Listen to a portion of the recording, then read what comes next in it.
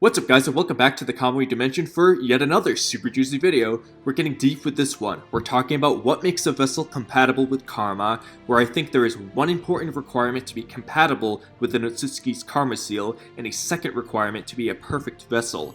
And I think this is just a fascinating topic that the Boruto series could be exploring, and I think you guys will find it interesting too. There's just way too many pieces of foreshadowing and symbolism for me to not make this video, and it very well could answer a lot of your questions about the karma seal and some Natsutsuki lore that I think we are all craving.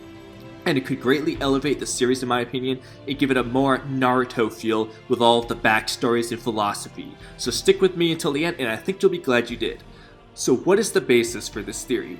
It stems from this question: what makes someone compatible with karma?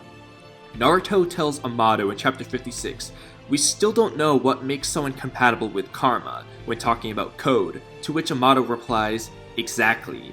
And I mentioned this in my video about Amado creating Code's white karma seal, which will be linked in the comments below, but I have to question whether or not this is really true. Does Amado really not know what makes someone compatible with karma? Do Isshiki and Momoshiki really not know what makes someone compatible with karma after Itsuki using it for thousands of years? I think there's evidence to the contrary, which makes me only further believe in my theory about Amado and the white karma seal, but that's besides the point. Firstly, let's start with what Kawaki says in chapter 39. He says, I'm finally starting to understand why Jigen chose me. I didn't want to admit it, but in the end, I'm like him. It's the whole being on the same wavelength thing. I think there's a lot more to this statement than people realize. I think that's actually a requirement to be an ideal karma vessel, and you're going to see why. When we think about the Boruto movie, the start of the Boruto story, what kind of vibe did Momoshiki give us? He gave us this prestigious vibe, like he was some type of Otsutsuki royalty, maybe a prince of some sort. This was reflected by how he was so elegantly dressed and his use of fancy words. His outfit looked like it was made for royalty. On top of that, Momoshiki seemed like someone who had everything handed to him. He didn't have to work hard, train, suffer, or anything. He was a cheater. He took shortcuts. He just ate chakra pills and became powerful and was some sort of high-ranking Otsutsuki. Now, who was Boruto? A stuck-up, ungrateful, selfish little brat and the son of the Hokage, the leader of the Leaf Village. Boruto was also someone who had everything handed to him. He lived a peaceful, ignorant life. He was a genius, learned things quickly, didn't like to train, took shortcuts, and willingly cheated using scientific ninja tools to be acknowledged by Sasuke and Naruto. Now, we all know that Momoshiki was specifically meant to parallel Boruto in the relationships with their father figures. Momoshiki represented what Boruto could have become like if he kept down the path he was on. Now, before absorbing Kinshiki, Momoshiki looks at Boruto and asks Naruto, "Is that your child, Fox?" and then activates his Byakugan to look into Boruto's destiny. He then comments about how Boruto has such an interesting fate and how it was a shame Naruto had so much power yet can't pass it on to the next generation. Now, Momoshiki may have realized how similar he and Boruto were when looking into his destiny, and we'll come back to this in a bit. Now let's think about the whole Kara organization and the karma experiments and how Jigen was buying off children to implant the karma on. Am I the only one to find it interesting how Jigen specifically chose people like Kawaki who came from damaged homes? Kids who were neglected, abused, outcasts. A stark contrast to the kind of person Momoshiki made into his vessel. Boruto, a child of privilege, someone who was so similar to Momoshiki in so many ways. Why was Isshiki looking for damaged children? And why was Isshiki trying so hard to make Kawaki feel empty and worthless without the karma seal? Seriously? You asked why? Did Isshiki have a sad backstory? Was he abused or neglected? Was he an Otsutsuki outcast? It's possible, and there are some hints that this could possibly be the case. When we look at the anime in particular and examine all of the dialogue between Momoshiki, Kinshiki, and Urashiki before they came to Earth, they always refer to it as Kaguya Sector, how it was strange that Kaguya hadn't returned yet. how she hasn't reported to the clan, how it was strange for Kaguya to betray them, and how Momoshiki was going to punish her. It was Kaguya this and Kaguya that, but not one mention of Isshiki at all. Besides the fact that they probably didn't create his character yet, why is it that they never mentioned Isshiki? According to a motto in those Isshiki panels in the Ten Tails dimension, Isshiki appears to be higher ranked than Kaguya, so why do they refer to Earth as Kaguya's sector rather than Isshiki's sector? Also, why did Kaguya betray and almost kill Isshiki to begin with? Seriously? You asked why? Perhaps she was assigned a mission to do so, and perhaps Momoshiki, Kinshiki, and Urashiki all knew about this. Perhaps Isshiki was meant to be disposed of, and that's why it's now Kaguya's sector.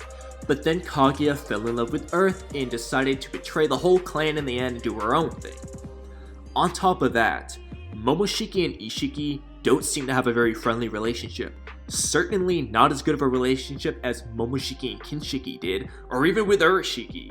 When Boruto and Kawaki did the seal of reconciliation with each other after their sparring match, Momoshiki looks almost mad, possibly sensing Isshiki inside of Kawaki. It also looks like there was some sort of rivalry between the two, wanting to sacrifice each other's vessels to the Ten Tails to grow a god tree. So why would Isshiki need to be disposed of?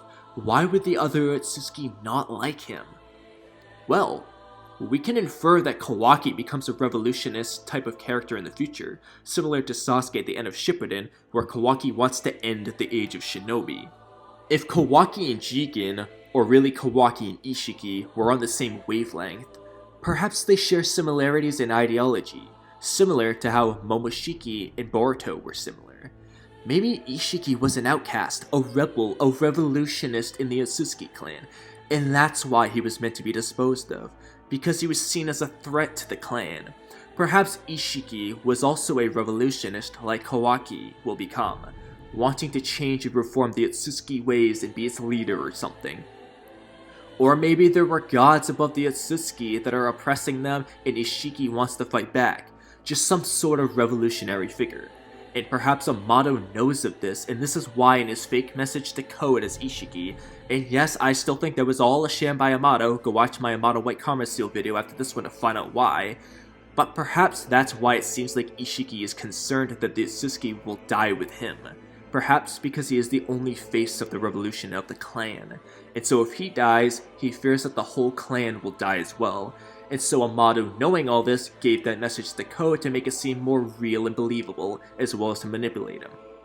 Meanwhile, just as Boruto is still a shinobi in the time skip, Momoshiki is still an Atsuki and fights for the Atsuki ways as he sees fit. Perhaps Momoshiki is so loyal to the clan and wants to grow the chakra fruit that Kaguya was meant to grow because he wants to impress the Atsuki leader, just like how Boruto wanted to impress Naruto during the Momoshiki arc. And if you thought all this was enough, I haven't even talked about Momoshiki and Isshiki's abilities and how they relate to all of this too. But before we go any further, if you're enjoying this video so far, be sure to subscribe to the channel and drop a like on the video and leave a funny comment below. So now let's think about Momoshiki's main ability. He absorbs his opponent's jutsu and then fires it back even more powerful than it originally was, fitting into the theme of everything always being handed to Momoshiki and Boruto. They were just born privileged. And now let's talk about Isshiki's two main abilities, Sukuna Hikona, which is when he shrinks things, and Daikoku Ten, which is when he summons objects from the dimension where time doesn't flow, like the giant cubes and pillars for example. Now let's go back and talk about what we saw in chapter 29, where Jigen or Isshiki told Kawaki, "You are empty. You loathe your empty self. You deny your own worth. There's a hole in your heart. It's not something that can be filled. Regardless of what you obtain, it will just come spilling right out of that hole." This might be how Isshiki feels himself. He has an ability where he can store countless objects in a dimension and summon them to himself whenever he wants, like the wine he summoned on Kashin Koji. But despite all of these possessions, he still feels empty. He also has a hole in his heart. And his other ability, which makes him tiny, might be symbolic of how Isshiki feels like a tiny existence being all by himself in this revolution, And that's also why he brings Kawaki down and tells him that he can never be worth anything other than being a vessel, because he sees himself in Kawaki and needs to ensure Kawaki stays like Isshiki in order to become the perfect vessel for him. This could also be partly why he views humans as lesser species. He's trying to compensate for how he feels himself and to make himself feel like a greater existence than he really is.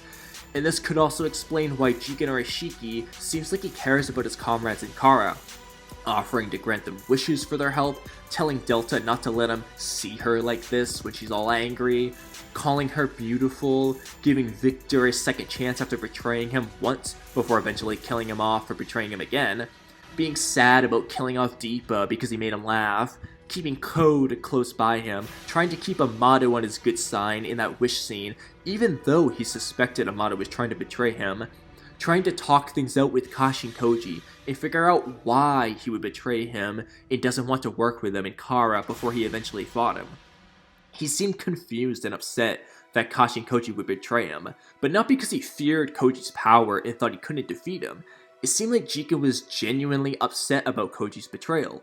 He also told Kashin Koji he would relay his last words to Amato as a former comrade. He spoke of comrades a lot more than you would expect for an Atsuki who views humans as inferior creatures. It just seems like Isshiki somewhat cared for the inner members, and maybe that's because they were the only comrades he's ever really had. He's always been alone, fighting for his ideals, but he found people who stood by him, or most of them anyway, and that's why he wanted to grant them a wish for their help, assuming he meant to keep his promise anyway. But now we need to talk about the elephant in the room, Jigen. A lot of people act like Jigen was this terrible vessel, but at the end of the day, Jigen survived Ishiki's karma seal and had that thing for over 1,000 years, when almost everyone else died. So he obviously wasn't that bad. It was actually a pretty good vessel when you look at the bigger picture. But you might be asking, why did Jigen survive Ishiki's karma seal, and why was Jigen not a perfect vessel? Seriously? You asked why? There's two possible answers we can give for why Jigen survived. Firstly, perhaps Jigen was an outcast monk who was also very similar to Kawaki and Isshiki, but he wasn't a particularly strong vessel like Kawaki was. Secondly, because Isshiki climbed into Jigen's ear and sucked off on his brain and took over his body first, before giving the karma seal, Jigen for all intents and purposes had become Isshiki, so when he put the karma seal on him, Jigen was essentially Isshiki, and so of course he was just like him, but he wasn't an ideally strong vessel, and so Jigen couldn't hold Ishiki's power the way that Kawaki could. I think either one could work. This then gives us two requirements for being a perfect vessel. You must first be on the same wavelength as your vessel and possess some deep similarities with each other. The Atsuki needs to resonate with its vessel. And second, you must have some good genetics for a strong body like Kawaki and Boruto both do, as we've seen that they are both naturally very talented ninja and all that good stuff. Jigen may have only possessed the first requirement to be compatible with Ishiki's karma seal, but he was lacking when it came to having a strong enough body to hold Ishiki's power. And perhaps for Amato's white karma seal, you just need the strong body and that's it, or maybe it works on everyone, we don't know. I think there's a lot to unpack here for Atsuki lore and backstory for Momoshiki and Isshiki in the karma seal, and I really hope the Boruto series directly explores all of these concepts because they're clearly at the very least symbolically present in the series, as I've outlined in the video here. There's just too much interesting lore behind all of these concepts to let it go to waste in my opinion, and it would only greatly elevate the series and help mend the wounds from some of the mistakes Boruto as the series has made so far, at least in my opinion. But I want to hear what you guys think. Did this make any sense to you? And do you think any of this will actually be explained in the Boruto series at some point? And if not, do you wish it would be explained and think it's a really cool concept that would just make Boruto into a better story the way I do? I'm curious what you guys have to say, and if you have anything else you want to add to these ideas, please tell me your thoughts. For those of you who made it this far, thank you so much for the support, but I do have to remind you that You're already under my genjutsu. so subscribe, leave a comment, like the video, and hit that bell icon for notifications. Have a great rest of your day, and I'll catch you guys next time. Bye.